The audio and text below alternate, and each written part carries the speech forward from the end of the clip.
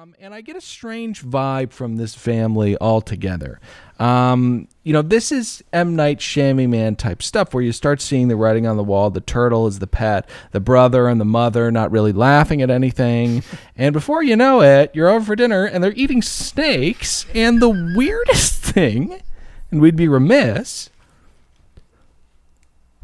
the rubbing on the thigh. Oh, Dylan.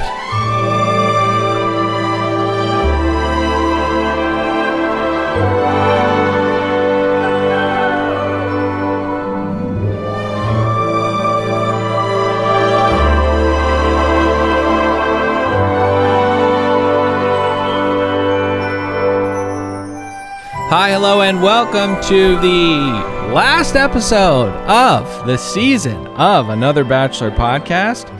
I'm overjoyed, and I'm Dylan, saddled up next to one real Nicholas Davis. What's going on, everybody? Pat, producer of the podcast, over there behind my glasses. Hey, everybody.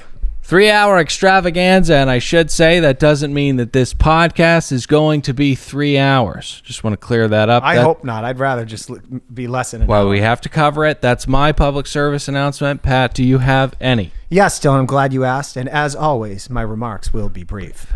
As a lot of you know, this is the last free show you're getting on this feed for what I think is going to be the summer, if I heard it correctly, that the next Bachelorette will be starting in the summer. Okay, so that means this feed will be empty. So when you show up here next Tuesday, Wednesday, whenever you do on your way to work, going, I'm ready to laugh, I'm ready to have fun with good old Patty, Nikki, and Dilly, we will not be here. No.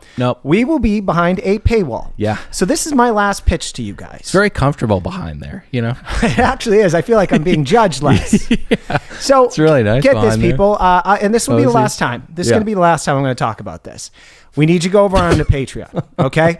I want to say this, okay? As a lot of you listeners know, and maybe some of you new listeners don't know, good old Patty here has a few occupations. Yeah.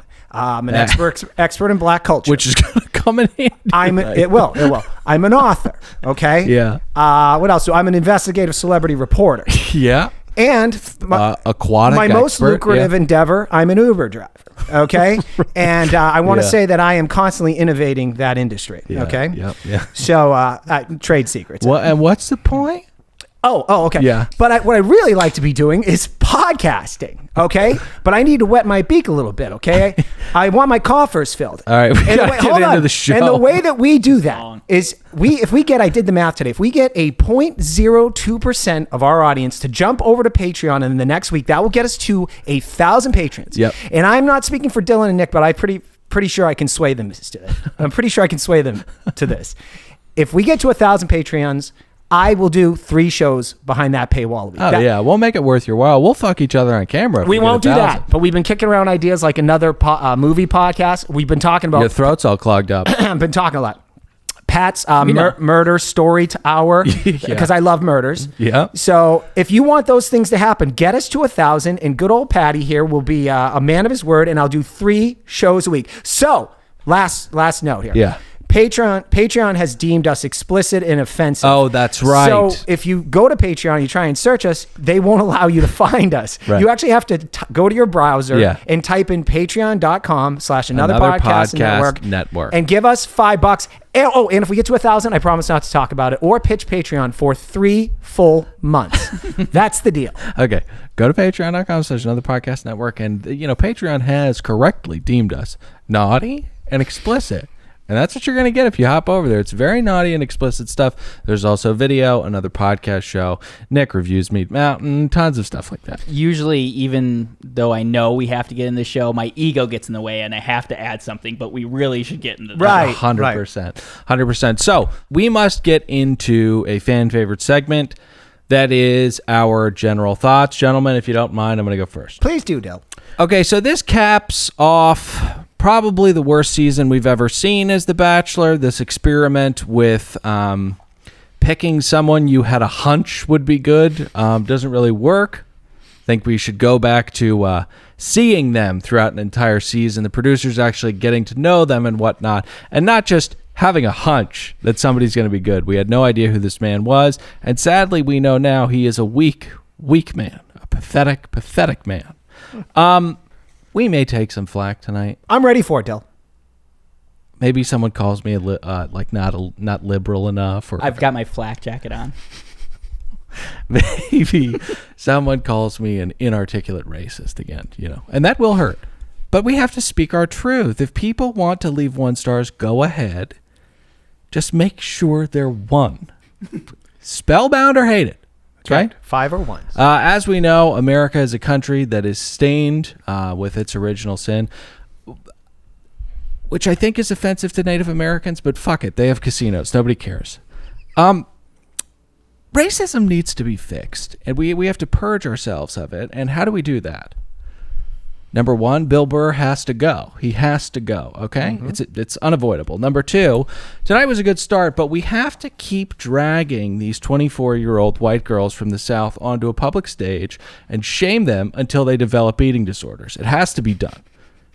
Then and only then can we heal as a nation, okay? What a wonderful 3 hours of television we saw tonight. I can't wait to get into it and perhaps stop watching this show forever. Not a pot. Not a single fucking pot. If I may, could I go next to just jump on that idea? Should we continue to watch this franchise? Sure. Okay. And I'm with you, Dylan. I don't care if I get in trouble. This is the last episode anyway, and Yeah. I may not be back here for a good old Patty to kick around anymore. Right. But this is my thoughts, because I thought about it a lot after I watched this episode. Okay. It's been a tough goddamn year. Yeah. People have died. Yeah. People are scared out of their wits. Yep. People have lost their jobs. Yep. So when you come home from work at the end of the day on a Monday, and maybe you don't have a job, but Sure. maybe you're lucky enough to still have your job. Maybe you're lucky enough to have a little Dogecoin in the bank. There you go. There you go. And you play with the kids, and then you put them to bed. Then you smoke a little weed, or you crack that bottle of vino. Yeah. And you know what you want to do? You want your brain to turn off and watch a stupid dating reality TV show and just turn off. This isn't a book. It's The Bachelor. This show is no longer that. Now, this, I think, I hate that I live in a world where I have to explain this. There is venues for these issues to be discussed. We have to discuss them. It's about time. And you know what? It's a free marketplace, and Mickey and a gaggle of producers named Lauren can do whatever they want. Yeah. But it's as a free market, this podcaster's eyeballs can also go somewhere else and recap something else. Sure. So this is my deal with Mickey. Mickey, you can do this for another cycle. Yeah. And I will convince Dylan and Nick to leave watching the show, and we'll recap Little Women of Atlanta, where even the wine glasses are little. Yeah. The microphones are regular sized. Yes. And swayed already. And we'll be gone. Doesn't take a lot of convincing. So please continue to do this. I will say that the marketplace has already spoken. This is the lowest rating season in Bachelor history. Okay? Or the house is little. My last point is maybe everybody's racist. That's why no one's watching this anymore. Or this is not what we want with our stupid dating reality show. Sure. Can we bring back the fun, go back to the mansion, and just have some fun once again? Yeah. Okay, that's it. 0 stars. We want to see Mascara running for love reasons. Reasons attached to love. Nick, go ahead. It's crazy. I'm just on the complete opposite end of the spectrum. I feel like from every step of the way, all parties involved handled this exquisitely to put on a masterful season which culminates in actually solving racism last night. I'm excited. I woke up excited this day to put a new foot forward where we no longer look at color or creed.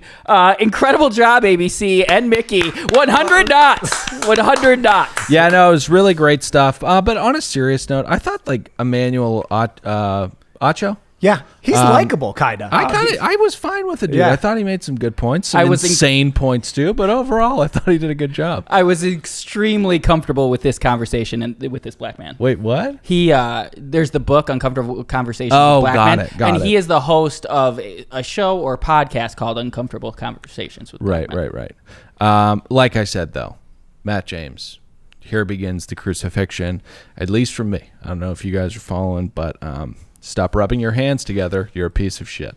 All right. So Matt begins the season finale with the quote, "I have 2 women and I'm all in on both." Why you lie? You like the white one.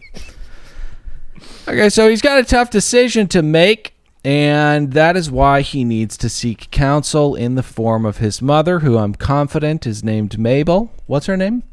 Mabel? God, what is her name? Regardless, she looks like the kind of woman whose house kids stay away from. Yeah, they don't even want to go there on Halloween, but when they do, she gives them a fucking apple. Yeah.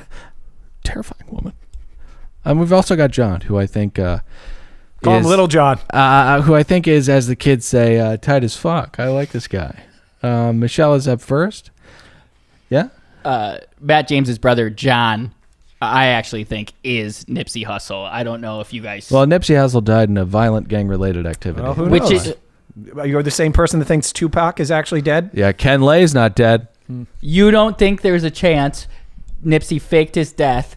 Because Nipsey's all been about the black community and trying to solve racism. Oh, you don't think got it. there's a chance he faked his death, Right. got his tattoos removed, got on the show to help ABC solve racism, which they did last night? Never say never. You can't scoff. Last time that I checked. Hey, Del, if you think for 1 second I'm going to allow you to gloss over the fact that Brother John had a grill. I didn't see that. Oh, get out of here. You didn't see No, I really didn't. You only got a couple flashes of it, but I saw it too. Yes, he did. He had gold teeth. I split my computer in half. Me too. Notes on one side, Bachelor on the other. So small screen. I kind of Didn't have see I have a thing with this. You know, Matt's mom seems really nice. We all know the story of Matt's father because he was showcased in last week's show as a womanizing, cheating piece of shit. Right. But his brother seems nice, but he has a grill. And I was thinking if Elliot, my daughter, ever walked through the door with that, I'd immediately say, "What did I do wrong, honey?" Wait, what's wrong with the grill? My favorite NFL player, Alvin Kamara. He plays with a grill all the time. Okay. They're tight. Paul Wall, super Yeah, tight. Paul Wall. Don't you know about Paul Wall? Oh, okay. All right. I text with him. Okay, so Michelle is first. Matt says Michelle didn't arrive late. She arrived right on time to get her fucking heart ripped out of her fucking chest by the worst fucking bachelor of all time. God, I hate this guy. Can I tell you why I can't stand him? I didn't realize that he was that emotionally just not there as a man to be in a relationship. Maybe he can hold down a job and have friends and show up to work, whatever. But as far as being able to be true to his heart and just kind of be emotionally ready to be in a relationship, he was never there. Sorry to insert If he was head over heels in love with somebody, and I mean truly, like he'd never felt anything like that before in his life, and Mike Fleiss told him to kill her, he would do it. He would do it. He is the would do most it. handsome stack of Play-Doh I've ever seen. It's pathetic. Hey, even if you think Dylan's racist right now, you have to admit that was kind of funny. What is racist about that? Oh, no, not that. Just in general, Oh, I think okay. what we're doing here is pretty racist Okay, and got insensitive. it. So, yeah, you got your mouth open. It's a gape. I had a couple thoughts that I lost throughout, but great points, fellas. Great points. Cold press live res. It encapsulates the full rainbow of the flower. So, anyways, yep. Matt's saying that he had been telling people, you didn't arrive late, you arrived just on time. Right. Quite the paradox, considering, like you said, he ripped her heart out. Ripped her heart out. If she would have been earlier, I think she would have had a better chance. So she was late, Matt. She arrived not on time. Last time to that shit. So where to begin? I mean, John keeps it fucking real, and the mother weeps uncontrollably. I want to say Brother John kind of ratted him out, dropped a dime on him. He told, I think he told Michelle that he's not used to seeing Matt lock a lady down. Yeah, I don't dime. Mm-hmm. It's from Curb Your Enthusiasm. It's the nanny. She goes, I don't dime. Okay, anyways, so sorry to derail us like that. Nothing this mother says is discernible through her tears. It's hard to understand her. She speaks in some Gorgon tongue already. She's absolutely terrifying. She reminds me of a witch. And I get a strange vibe from this family altogether.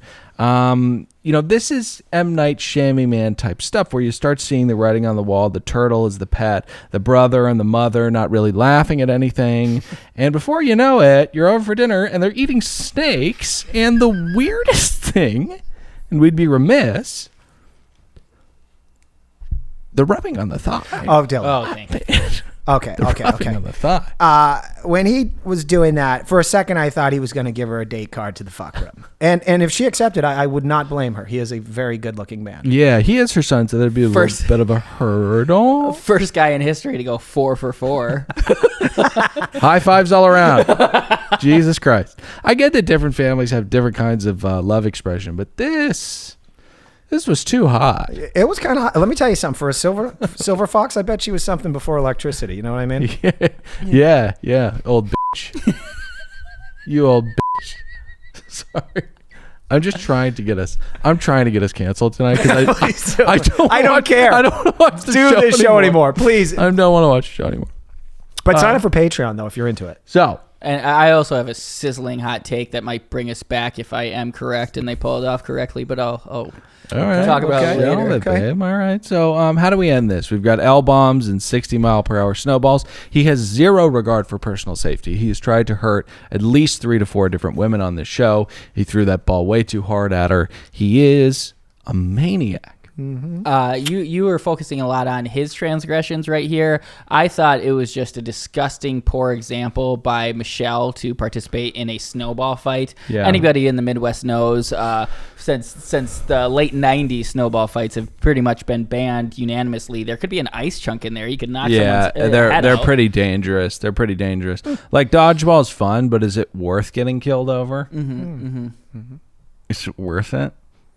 So should we get to the filthy fucking bigot Rachel Kirkconnell? Oh yeah. KK Kirkconnell. Rachel KKK. They speak of their hearts on their sleeves. And then we get to another keeping it real grilling from John. Nice. Matt's brother John. That was not a grill joke. Oh. I don't have, as I said, I didn't Nice, though. see them. I don't have anything on this. I just have Matt's mother crying again. With way too much cheek blush on her face. She looked like fucking Santa Claus. Little John talks with Rach, and he asks the same line of question he did with Michelle. He says, how many guys did you bang? And then he asks, why do you like Matt? And she says, because he's goofy. Oh, you just wait. We'll see how goofy Matt is, Rachel. Yeah. I actually liked John's line of questioning. I thought he was like a little bit more productive than some of the other Families, siblings we've sure. seen before. He just was very emotionless, and he's like, give me some real questions. Got the vibe. Got the body language, and got out. Yeah. Good shit, Nips. Sorry to kind of go on a wild tangent, but his mother, Patty, I don't like to say disparaging things about older women, but her head looked odd. It looked like a dying star ready to fold in on itself. Do you guys know that? I thought you looked like a long watermelon.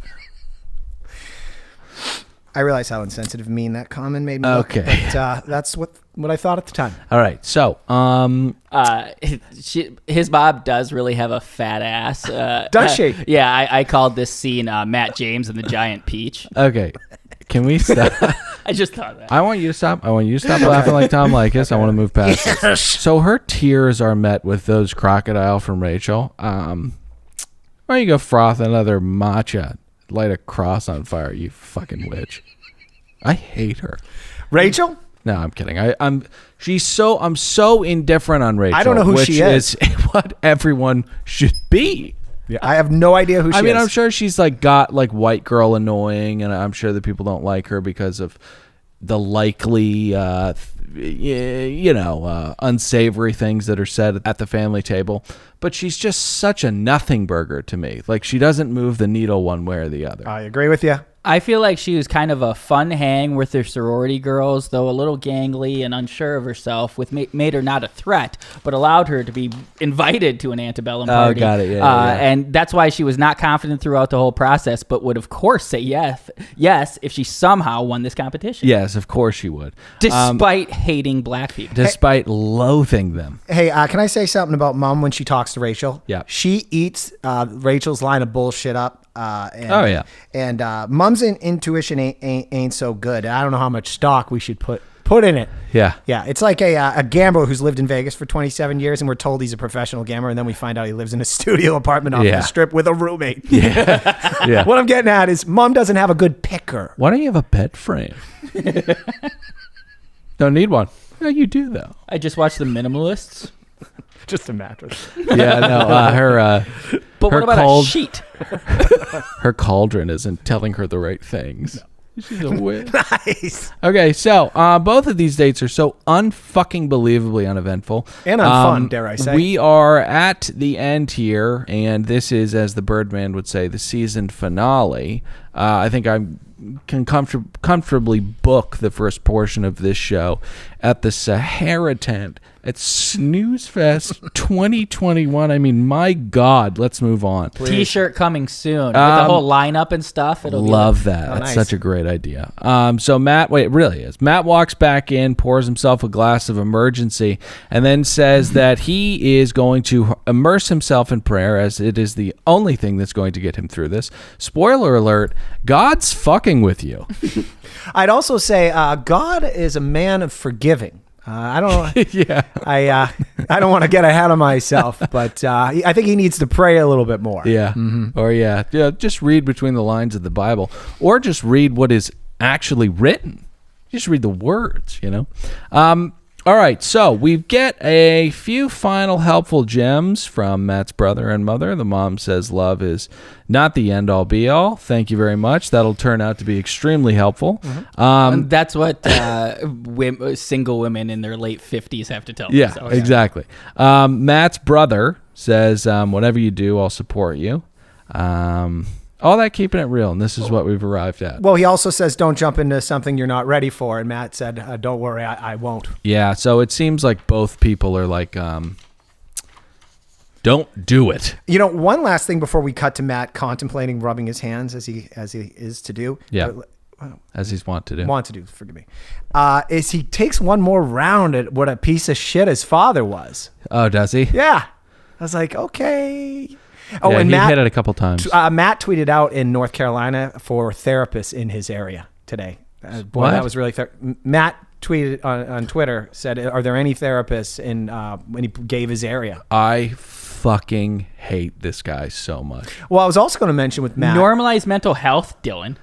Google a fucking therapist, Matt. But that's what he was telling people you do. He actually did it with like asterisks, and he's like Google's mental health therapist within 3 hours. Oh, That was the tweet. That was the tweet. I thought he was asking for recommendations. Oh, I thought he from was as well. people. He was more like saying like I need therapy. I need a therapy Got after it. what has transpired. Oh, okay. Got Yeah, it, you got it. definitely do, buddy. yeah. Yeah. I was going to say, maybe this is old news, but a picture of Hannah Brown at an antebellum party surfaced. Yeah. I wonder if he won't be talking to his good old buddy anymore. No. Once you go down this road, you got to stay consistent. He has to cut almost every single person out of his life.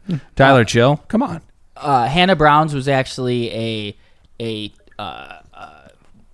community service program that her mother signed her up for when she was 15. Got it. Where for some reason that was the garb. It wasn't an antebellum party. She per didn't look se. 15 in the photo. She looked like she was in her early 20s. That's And because she's been ruined by the horrors of the pageant pageant. industry, Oh, right. and Lots of course of makeup. and is womanized or sexualized way too young. Yes, Oh. and that concludes Nick Knows Too Much. Now, Matt has been poisoned by the words of his mother and can now only think of feelings fade, which is a productive paranoia going into an engagement.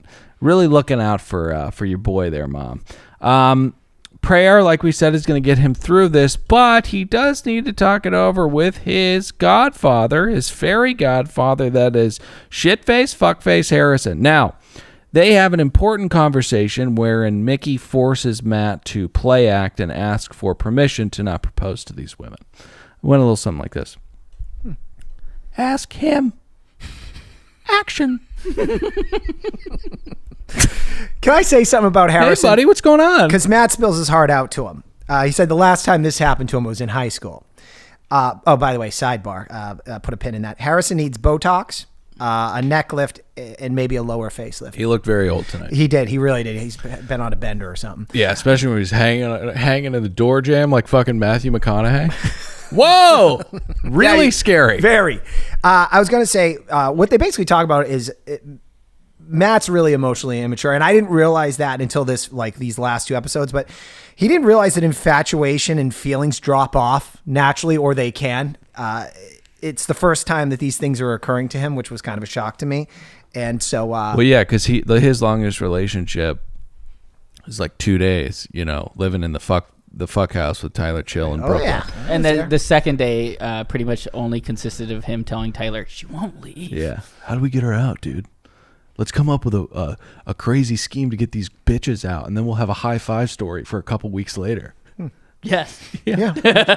Hey, can I share a personal story or experience? Kind of the same. Matt and I had similar roads. I had a piece of S father that was a cheater and a liar and a gambler. And black. Then I had a stepfather who was a cheater, a liar, and a gambler. Jimmy Dell, very good at fantasy football. I love him now. Yeah, he's really good at that. We've sewed things up. We're good now. But I have to say, I definitely learned from my stepfather and my father, and I was a cheating, lying, not a gambler, bastard throughout my 20s. Sure. Matt, you got a lot of work to do, buddy. Yeah. Before you start jumping in some people's lives and ruining them and cheating on them. And good on you. The pews are not going to solve this. No. Go see a therapist. I did it for 2 years. It changed my behavior. Believe me, the first couple months I was dating my wife, I was contemplating cheating, but I worked my way through that. Good for you. Thanks. Are you guys talking to me? All right, so let's get to the one-on-one with Matt and Michelle. Another example of something Nick pointed out, perhaps episode 1 of this podcast. Fear. Yeah. It's nature's most powerful stuff. This is a highlight to the episode because Matt attempts to be suave and, dare I say, heroic. You did kind of just, you shorted the saying just a little bit. I know what you mean. Most powerful stuff. Most powerful stuff. But I would say a hurricane's very strong. But if you're talking about most powerful stuff that will get you to fuck, Yeah. that's fear. And Magic Mind. And death. Okay, so but the fear, like yeah. I like a said, relative died. he attempts to be suave and, dare I say, heroic, and he fails. He falls back because he's never. Have you never seen someone rappel, you moron? You have to use your feet. You can't just backflip off a building on a rope. You idiot. Brian Decepts can. What? He's from Below Deck. Okay. He's really good at backflips. So the tragic part of this whole scene to me, this date, was when they got to the bottom. There was a man who I could only assume was the proprietor of this rappelling company, who was clad in neon logos of his company, nice. but they blurred it out on his one shot on Can you screen. imagine that fucking mouse? He thought this was his absolute fucking moment. Yeah. He's like, I'm gonna run Pennsylvania rappelling. What do you think Mickey saw when he saw that footage and he's thinking this bungee jumping guy, whatever, is trying to pull one over, get a lot of free advertising? Yeah. What do you think Mickey said, Del? He's like, check the market cap on rappelling in Pennsylvania. We need a Disney rappelling stat. 1 logo's fine. 2 to 3 neon. Blur 'em. Neon? Are you fucking kidding me? Who the fuck does this guy think he is? People will find him. And now, All right. and now Disney's gonna have a whole rappelling industry in Pennsylvania because he saw the market for it. It's like Bezos and diapers. Had to have them. So I love Michelle's sentiment towards this entire thing. She's like, what the fuck are we doing? It's the last 2. We're about to get engaged. Like, what are we doing? What's this propelling? Isn't this our first date? Can we talk about the careers and shit like that again? We're repelling. The Bachelor needs to go through a HuffPo type of restructuring. Oh, yeah. If Mike Fleiss or whatever the fuck his name is needs to go, get him out of there then. Let's get the producer of American Ninja Warrior in here or something. My God, we're giving this show one more season, and then we're going to decide what the fuck we're going to do. Oh, you know what? I don't like to tell people, I give them an ultimatum without telling them how they could fix their operation, right? Hey, Bachelor, I was watching Wheel of Fortune the other night, which I don't like to do. I watch Jeopardy. I don't like Wheel of Fortune. But Wheel of Fortune makes me feel stupid. I can't do the puzzles like that. Well, filthy yucky normies are really good at that game. I've got lots of tweets with the dichotomy between the two. I won't get Jeopardy into them now. is such a superior. Let me get to my point. Show. So it's been on for 40 years, and it's basically the same premise, which is a bunch of filthy yuckies guess word puzzles. Yeah. But what they do every couple years is they innovate. They change it up. They find ways to move things a little bit faster. If you really think about the format of The Bachelor since 2002, it hasn't changed one iota. Adapt or die, Mickey. Thank you. But they've been propped up because the contestants they choose they're big on TikTok, so it like continues to like it's transgenerational despite the antiquated format. All right, so I have nothing from their conversation during the day. Shall we get to the night date? Night date! Matt walks in and in so many words says, I've always wanted the white one. But before that, like the end of many great competitions, jerseys are exchanged. Now, Michelle has gotten what? So cute. Yeah, she's gotten some Mr. and Mrs. James embroidered jerseys for him and her. And that is when Mabel's words come back to haunt him. He rips her fucking heart out, and he spits on it, and he throws it on the ground, he stops. Can I tell you something? He's a bit too candid, too. I think this is a direct quote. He says this is the first time he actually thought about all of this, and he's been trying to get there. And the easiest thing is to just tell her what she wants to hear, but he's going to tell her the truth. Matt, you know what you signed up for. Like, this is what's crazy to me. You haven't thought about this till you. This is where it's coming to you. Like you're making this realization. You signed up for a fucking TV show. And I thought that she came right on time. I thought she came right on time, Matt. I don't like Matt anymore. No, I don't like him either. We'll get to the after the final rose soon. So he's certainly no Ashanti. No, he's no Ashanti. Who's not always there when you call, but she's always on time. I got it, babe. He doesn't so much say, "Can I walk you out?" after he breaks up with her, which is his trademark ripcord. Well, I mean, it's the ripcord for the entire show, but he uses and abuses it. But he rather just stares at her silently and then walks himself out. He's so bad at consoling. And we'll find out later that he feels bad, but not bad enough to give her 2 minutes of his time after he had broken her fucking heart. This was quick and cold. Yep. He doesn't care. I don't think he cares. Didn't he say something like, did she ask, like, was this a flip or when did this flip or switch for you? And he's just like, I don't know. I have to say, she was pretty gracious about the dumping. I would have been more hurt, but maybe she doesn't give a fuck about him either. What the fuck? She's the Bachelorette. I mean, with what she shared later, she was pretty crushed. We just think the cameras didn't sit there with her long enough to actually see her break down completely. Yeah, she's a good human being. I love Michelle. I'm so happy that she got... My two favorite people got... Well, Katie has started to lose a little bit. But you know what? Katie is going to, and we'll have plenty of time to talk about this, I think she's going to go Caitlin Bristow, and we're going to have a good old time with her. That's why I wanted her to be Girl came in with a vibrator. Bachelorette. So, and I will say the one chink in Michelle's armor, she showed elementary school kids that it's okay to have snowball fights. Oh, right. Yeah. Super irresponsible. Yeah, very irresponsible. Before we move on, Shitface is back to console him and rub his shins with him and talk about his mother's actionable piece of advice that is feelings always fade and love doesn't exist, essentially. Great attitude to show up to a dating show with.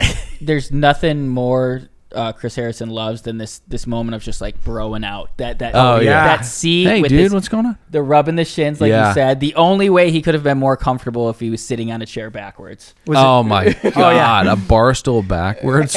Can we play a clip of that conversation, please? I know this had to do with Michelle, but a lot of this is about you and what you're going through and things you've realized. Yeah. This is about not knowing where this is going. It's marvelous insight. Look, I can't take out of my brain that I saw on my mom's face when she said that feelings fade. And what that meant to me and what it means to my mom and what it's meant for her in her life and my brother's life and my life, you know, it's like, that scares me. What your mom said shook you to the core. Yeah. Seeing that in my dad and mom's relationship, you know, it's like they loved each other. Can you imagine talking to Chris Harrison about this shit? You know, and I saw how my dad still hasn't taken accountability for it, you know. It's like he's someone who's never going to be ready for marriage, it looks like. And I can't speak for Rachel, but I refuse to put her through what my mom went through, you know? Oh, you just wait. Now what? What am I going to tell Rachel? Are you ready? Pussy. pussy. For Nikki. Iggy, pussy, illy, wetter than the Amazon, taste is skinny, silly, really, poppin', really, smoke 'em like a switcher, lick this, silly, mold 'em, soak 'em, hook 'em like crack, after shot, this should be outlaw, call me pie. Pussy. Easiest on the planet, better play cards by wrist the gambit. Jesus If you wanna hang fucking your Christ. All left, different things right, here. back to the middle, head a You swivel. are one of the worst hype men. You think so? One of the worst of all time. Yeah. Listen back to it. See if you. I still think it the would same. I have to. Yeah. I think it would benefit Pat if he was on the ones and twos. I was the one playing the cue, so I fucked it up. Like normally he knows his lead time. Yeah. If he's got the if he's got the control. Yeah.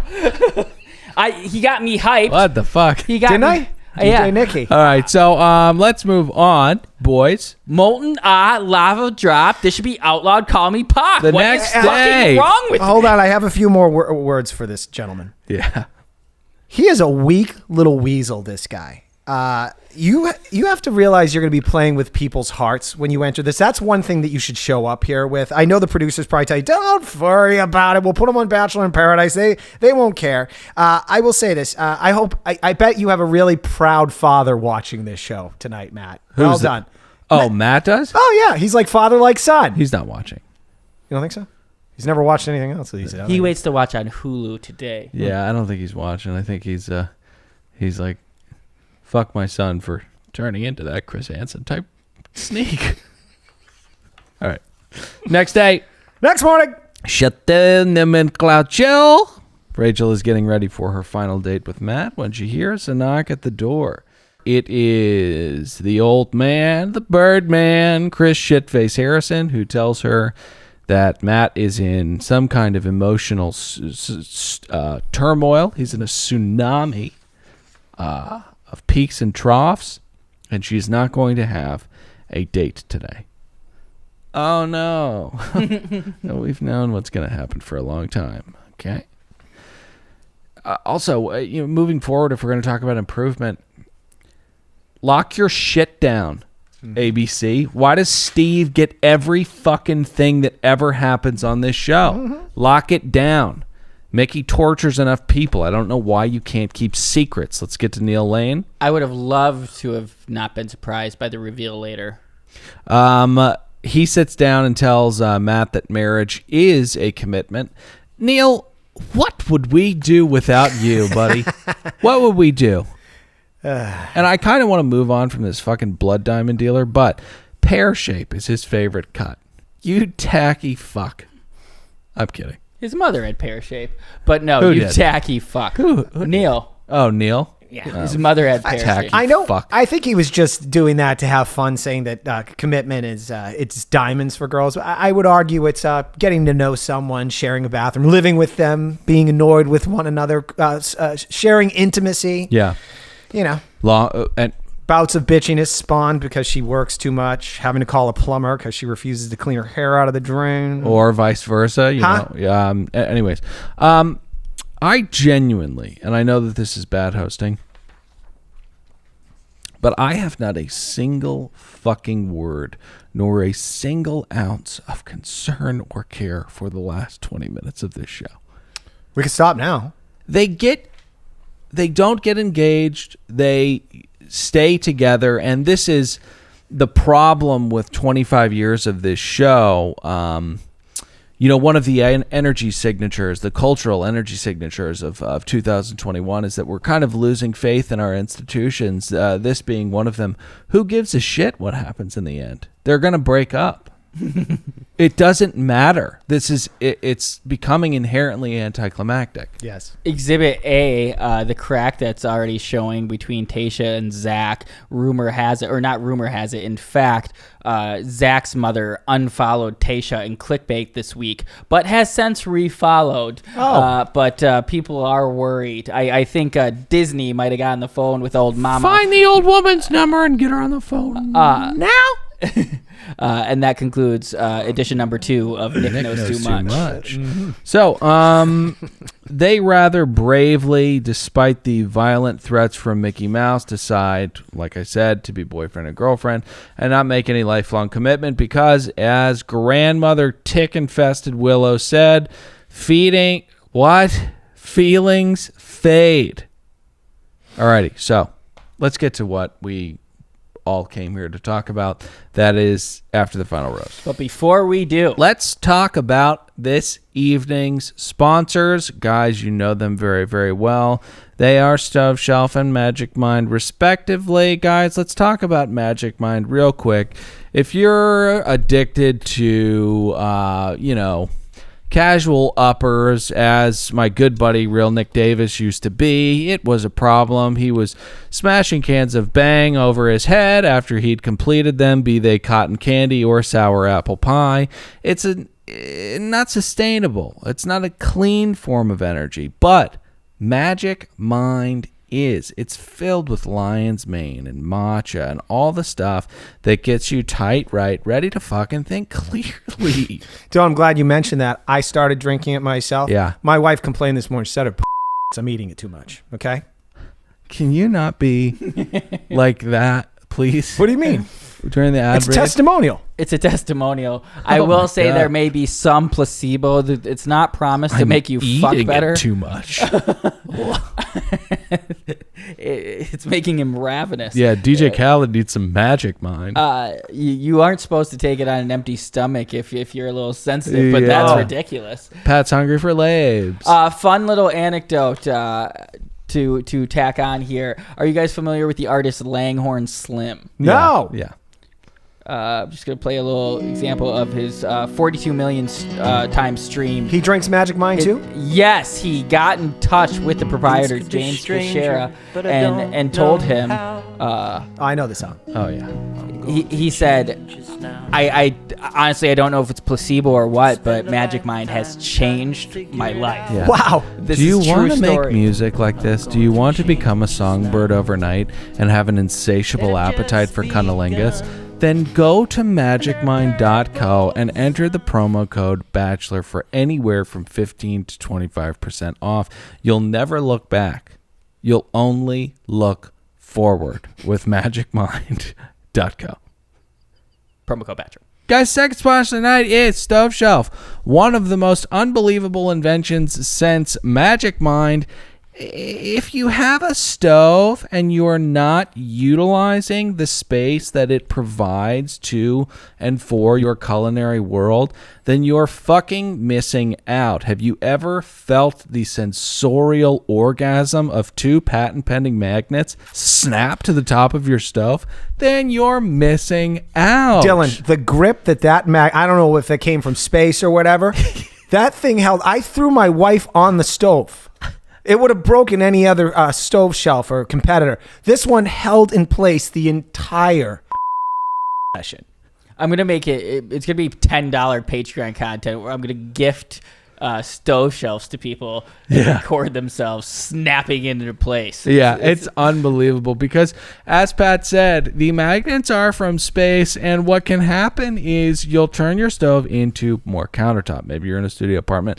Maybe you just want more space on your stove to store your filthy wop oregano or your olive oils or your salts, peppers, any of the stuff that you use commonly, frequently when you cook in meals. In my case, it was some lube. It's stoveshelf.com. That's where you go to get it. You enter promo code Bachelor. You'll get 15% off. The magnets will snap in place. You will ask yourself, are these from space? And then you will thank us later. And I am actually out to Stove Shelf right now about us using the term WAP in the copy. Oh, sorry, yeah. But you know what? I'm gonna let it play. Let's let it play. Well, I mean, we're talking about. I was referring to Oregano. Cardi B and Megan Thee Stallion's song. Pat was talking about it, slamming his wife up on the stuff. That's what I was referring to. Stoveshelf.com. Use promo code Bachelor. All right, so The final rose. let's get After to the it. final rose. Shitfaced has been cast aside. A welcome sight, honestly. We've been tired of him for far too long. In his stead is upbeat, dynamic music and a buff guy in a little coat. It is That was very tight. Emmanuel Acho, everybody. Let's. I call him Acho Man. You and everybody else. Let's let him welcome us into this portion of the season finale. Oh, this was great. It's upbeat and it's dynamic. Good evening, Bachelor Nation. My name is Emmanuel Acho. I'm sitting in for Chris Harrison tonight, which already makes this the most shocking after the final joke. Love that. Love Little that light. joke. to talk about. Shot across the bow, especially I thought needless. After racially insensitive images surfaced from Rachel Kirkconnell's past. And we certainly have to address Chris Harrison's defense of insensitivity in his interview with Rachel Lindsay, for which he has since apologized. Now, some of these conversations here tonight might make people a little uncomfortable, and they won't be easy. But my hope is that if we can talk openly and honestly, we can take important steps toward mutual understanding and healing. What are we healing?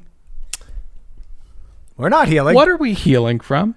Nothing that happened on this show, right? Because this show doesn't really impact anyone in any way, right? So we're not really fucking healing from anything that happened on this show, right? No. Dare I say we basically just cast a judgment and then wished someone out into the forest. Actually, two people. I thought it was interesting that Aucho referred to... We can't get his name wrong because that's too big a target. I can't pronounce people's names. It's Acho. Acho. Right. You know, I'm just gonna call him. I'm gonna call him Acho man. I'm gonna call him Manny. This is what I'm thinking. He starts off his intro by saying that what Harrison and Rachel did was insensitive. Okay, I think it was. No, I know, but what we've deemed both of what they said, or Rachel Lindsay would say it's not insensitive. That's letting them off the hook too easy. Oh, got it. It's racist. So by deeming it insensitive, there's a way that we can have a dialogue about this and not just say that you're canceled forever. Sure. I have a little confession. In my general thoughts, when I said I actually thought it solved racism, I was being a little cheeky. Oh, you were? And That's fucking weird. You really sold me. And I actually more agreed with you. I actually more agreed with you guys. But even though they made a lot of missteps, as you guys have acknowledged, one thing they did not get wrong was that score there. I mean, it was acknowledging the problem. It was a little moody, but it was optimistic. It was moving. Fun I felt like dynamic. I felt like I'm gonna be okay with Acho, even though I am a loyalist. So that shot across the bow when they use fucking Chris Harrison's tagline was a little much for me. It was like if they had fucking Joe Martinez say it's time. Yeah, I almost texted you that. All right, so we cut to Emmanuel Call him Manny. Cut It just flies off the to tongue. Acho man. He says we're bringing out Matt and we're about to roast that little daughter of the Confederacy in no time. You do not want to miss it. But first, let's get to Matt. Turns out Nick's master and commander of hot takes, and he had a hot one last week. That fucking beard, that's a single beard. In a cave. It's Batman. Batman Begins, you know? Yeah. Matt's gotten angry over the past couple months. Yeah. Well, wouldn't you be if you had no control over your own? You have no agency. You're just a stack of Play-Doh getting molded and moved in whichever way Mickey wants you to go. Can I ask your opinion? Because my wife, and God, I have to say this. My wife's black. She hates Matt, hates Rachel Lindsay. Yeah. She said Matt was doing a horrible acting job. He is not really hurt by this. This is my wife saying this. Yeah. Oh, I couldn't agree more. Let's get into why there's no way that we're buying any of this. So, should we talk about the Mickey earrings first, the true symbol of the Illuminati? Mm-hmm. Which you fucked up your attempt to be a part of, which you can hear at patreon.com/anotherpodcast. That's a great point. If you want to hear us talk to a man named Clement who lives in either Jamaica or the middle of Africa, who he has a good amount of roosters, he promised me that I'd get a seat in the Illuminati temple and $80 million for $234 of XRP, also world reach. So if you want, and I'm not fucking kidding. There's not one word that was a lie. If you want to hear me have that exact conversation with a man with a yard full of roosters who has tickets to the Illuminati, go to patreon.com/anotherpodcast network. That's where we have shows that are about other things. I hate this show. So she gets him in the gut. It's bad hosting. Michelle gets him in the gut with her tears, and he tells her that he has a tremendous amount of respect for her as a black woman. And do you guys have anything from this? Not really. Michelle asks why you were so cold and you did this to me on the last day. Sure. He dances around it. I think he gives a non-answer. Yep. She tells him she's learned a lot and she hopes not to see him kissing with his eyes open anymore. Yeah. Being a piece of shit, leading girls on, and using the phrase "thank you for sharing." He got that from media training. There you go. Exactly. Well, that was the amuse-bouche of his diversity PR training. It's really, really paid off with Matt. He has gone from a scumbag happily rubbing elbows with Hannah Brown, who seems to be a full-blown racist, and hooking up with different women every week, to a committal, pious man who really understands that he's been conditioned to have to make people feel comfortable with his blackness. Right. Now, I understand that a lot of what he's saying may be true, but the Manchurian candidate nature of this whole thing, it's too there to take any of this shit seriously whatsoever. And also, you don't have to do that. No. You don't have to do that. I understand that people live in certain environments where they feel they have to, but you, Matt, you live in Brooklyn with models. You don't have to do that, You don't right? need to wear socks. Yeah, It's a good life. exactly. He's OJ. He's fucking OJ. He's capable of anything, this man. Yes, he is. All right. This is when I started falling asleep. I got to be honest. Okay, well, I woke up with an empty wine glass on my chest. I was wide awake. He says at one point that he began to realize that Rachel, in an M. Night Shyamalan type twist, may not understand what it's like to be black in America. I can't believe the things that are coming out of his mouth without any irony whatsoever. You know what I mean? Yeah. I'm blown away. I don't think that she has any fucking idea of the black experience in America either. You know what? I also don't know what the Asian experience is in America. We all have different cultures and things that we're into and traditions. We got to do the work. Right. So the bomb is dropped at the end of their convo that he and Rachel are no longer together because, according to the user's manual on how to teach anti-racism from a reality TV pulpit, he cannot stay with her or he will be called by maybe 17,000 people on Twitter a racist. Yeah, I want to say the anger that he kind of shows here, and I'll read the transcript of what he said. He said the most disappointing thing for me was having to explain to you, this is him talking to her, why what I saw was problematic and why I was so upset. And so when I questioned our relationship, and it was in the context of you not fully understanding my blackness, Right. and then he says something about her. He can't deal with her tears or something because she needs to work on herself. It was crazy. Well, it was really cold. I thought she showed up here so we could have a dialogue, not basically just turn her into a mouse and continue the beating her up.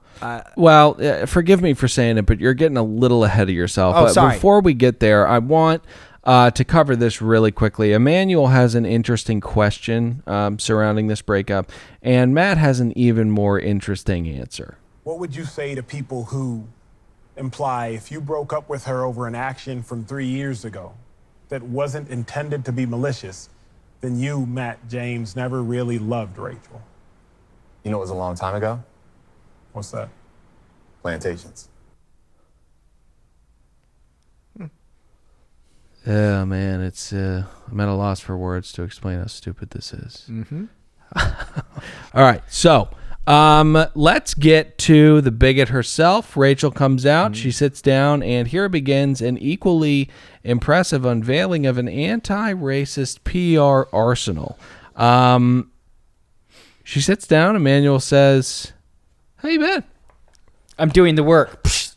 Shot him with an arrow. Where are you at? She, with the head movement of fucking Canelo, says that I'm not going to victimize myself, but things have been better.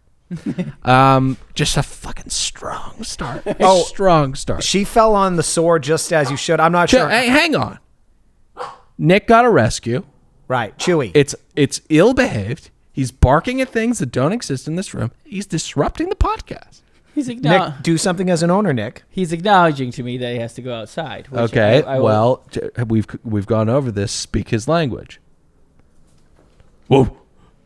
You can't use English. You have to be guttural with him. Hate you. All right. So, do you want to let him out? I do. Okay, great. All right, so we then move on to the Latin definition of antebellum, which I'm sure most of the people at that party knew everything about because everyone knows the South's huge into etymology, right? And just literacy in general, But Emmanuel plays or preps the audience for the photo in question. He's like, "Are you ready to look at it, and we'll reflect on this?" A very dramatic turn to the big screen, and I forgot that the photo in question is a selfie of 3 sorority girls. Three thotties. I also forgot how horrific it was. I was who wasn't triggered. Well, I can't believe it was actually shocking. ABC would put that graphic portrayal on television again, Nikki's under the guise of educating us. Listen, Nikki's being joshy and cheeky, but it's not to say that it's not harmful. I understand the hurt that it causes people. We probably shouldn't be having antebellum parties. Who knows? I'm not the president of these United States. I mean, I certainly wouldn't want to go to one, but I pledge to only have postbellum parties. The ripple that this photo has made, you would think that it was of her in the back of a pickup truck, holding a Confederate flag and a minstrel doll in the other hand. Like, it's unbelievable that this has exploded into what it is. Well, Dylan, remember when we commented, we said, her being at the party seems insensitive. That was not good enough for a lot of our fans out there. And inarticulate racist. That's right. Yeah. All right. So when looking at the photo, she says that she sees an ignorant girl who should have asked herself whether the context she was celebrating her heritage in was harmful to others. Sounds like a lot, but, maybe she was capable of it back then. Emmanuel then says that he's heard a definition of prejudice, and that's a willful commitment to ignorance.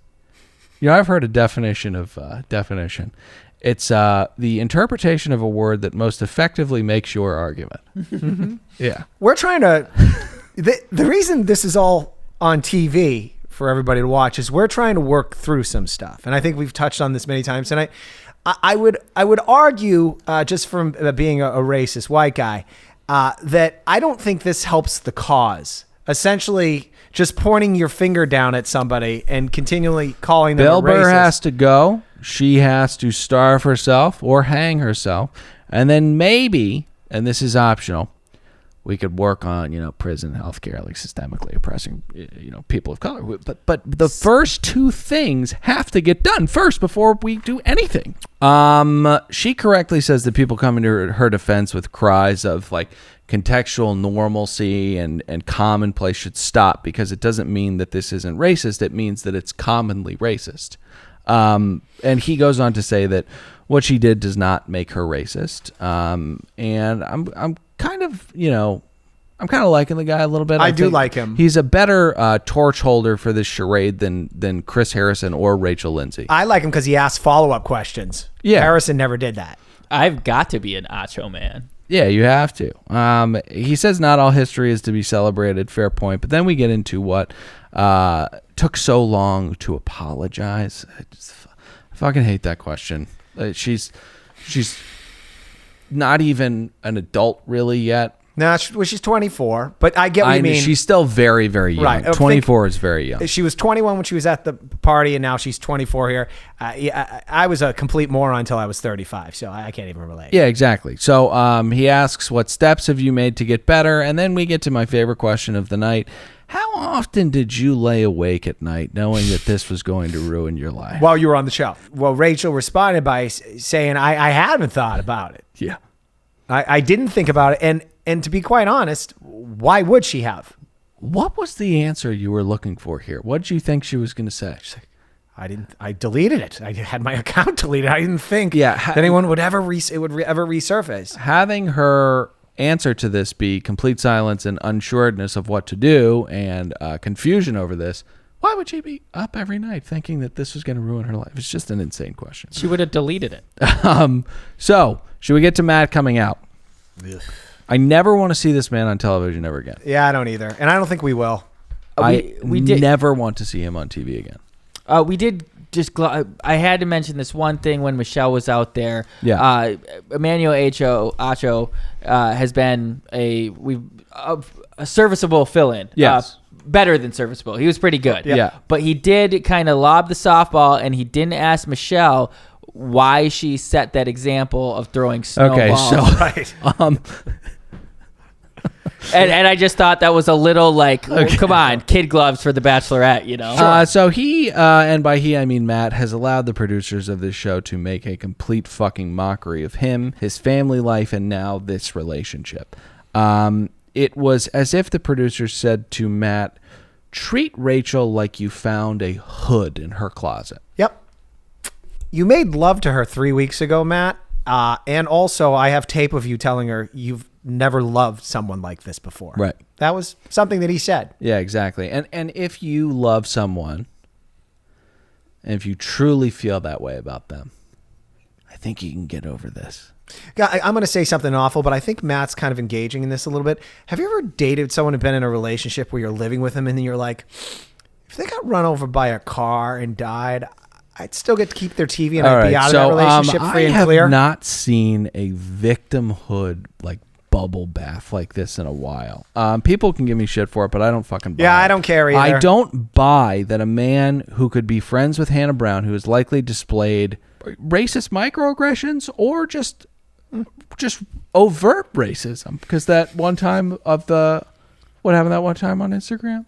She was singing a hip hop song and she dropped the N-bomb. Yeah, exactly. So all of this, and she frequents Blammajamas, which is a horrific racial institution, and the ham steaks are cut way too thick there. But if she has done all of these things in front of him, he cannot be this appalled by Rachel's admission of ignorance around this.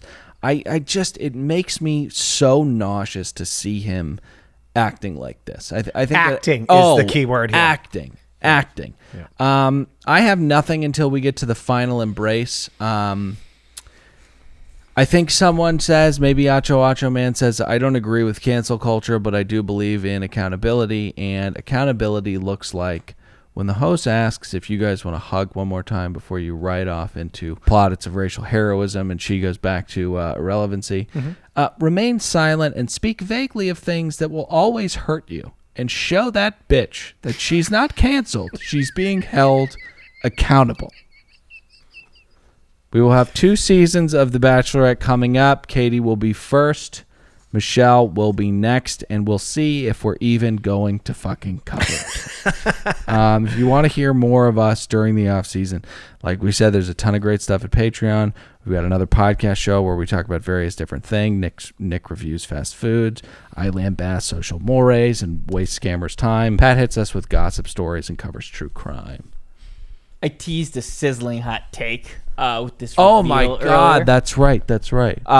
And I believe the reason they are doing 2 Bachelorettes, Hedging bets. multiple reasons. They get a POC in one of the roles, but they also get, I think you're right, Caitlin Bristow type, who's going to be probably really exciting television, who's very thirsty for it. Or fun. Yeah, fun. And but the main reason is there is going to be a beautiful mixed race knight who gets his heart broken twice, who is the savior of this franchise, who they will build up to be the Bachelor. Wait, what are you talking about? What don't you understand? There's going to be a man who they put on both seasons who gets his heart broken twice. Yeah, because they're going back to back. So it's feasible that someone who fails on Katie's season will be on Michelle's season. I like it. I don't know that that's that feasible. I don't know that that's... They have this person who they think is going to be like the perfect Bachelor. So they like push him towards near the end twice. He gets his heart broken and he will be the savior of this franchise with a perfect Q rating. There's going to be multiple options to begin Katie's season. It's incredible that you couldn't pick up on that. I just think it's very far-fetched and not really that feasible whatsoever. That's why I was confused about it. But if you're right, you're right. I think he got 50,000 to 1 odds, but let's see what happens. Why do you think that's crazy? I didn't pick up on that. To have someone they plan on being the Bachelor, like they want to recover this franchise. They know they're in trouble. I'm upset. I just don't know that the biracial Nick Vile angel is out there. All right. So also we've got Below Deck Sailing and Patreon. If you're watching that show, And if you're not watching it, you should, because it's fucking incredible. Some of our best work. That will do it for us. Remember, 1 star or 5, please. We welcome them all. Join us on Facebook. And thank you to our sponsors, Magic Mind and Stove Shelf. Guys, thank you for supporting us and listening to us all season. We love you. We'll see you soon. I'm Dylan saying goodbye. Nick, say goodbye. Goodbye. Pat, say goodbye. Goodbye.